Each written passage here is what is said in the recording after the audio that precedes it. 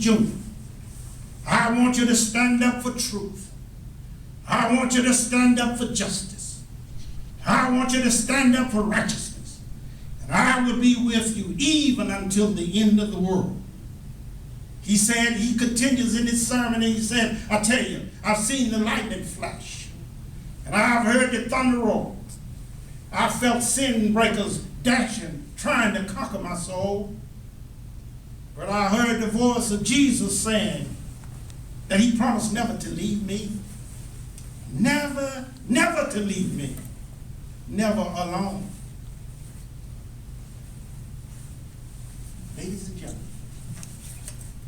that was a positive psychological joke for Dr. King. It changed the civil rights movement in America in general and the civil rights movement in Alabama in particular, because Dr. King was on the edge of depression. And that positive voice changed him.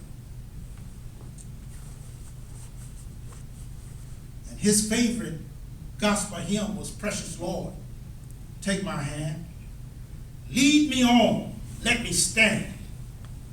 I'm tired and I'm weak, and I'm worn. Through the storms and through the night, lead me on to the light. Take my hand, precious Lord, and lead me on home.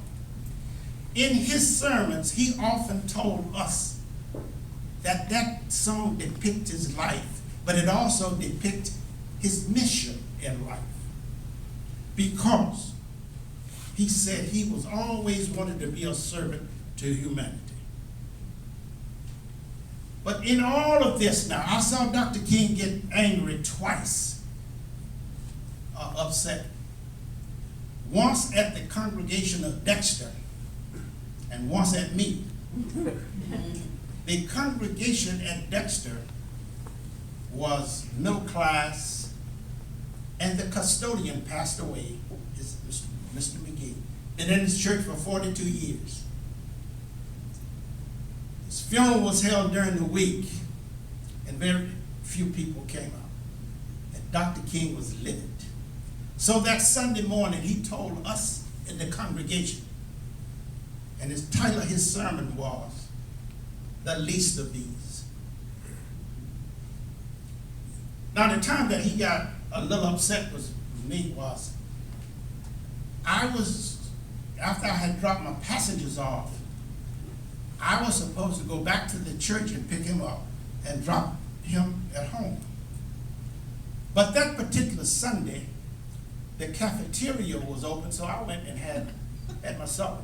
And I looked at my watch and I said, well, I got a few minutes, and I went to the dorm and I fell asleep. So I don't know what happened. But I heard this knock on my door. True story. And I guess it was about an hour and a half late. He was waiting at the church and I'm asleep. Bad combination. And he stood at the door and he said, Mr. Boltzmann, may I have my keys, please? He took them and walked away. Now I said, well, I know I don't have a job anymore now. But he never mentioned the incident again. Never again.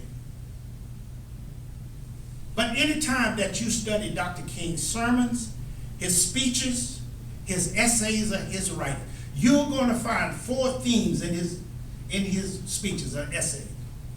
You're going to find love, hope, forgiveness, and prophecy in everything that he has written in all of his sermons. So I'm often reminded of Dr. King's last sermon on earth.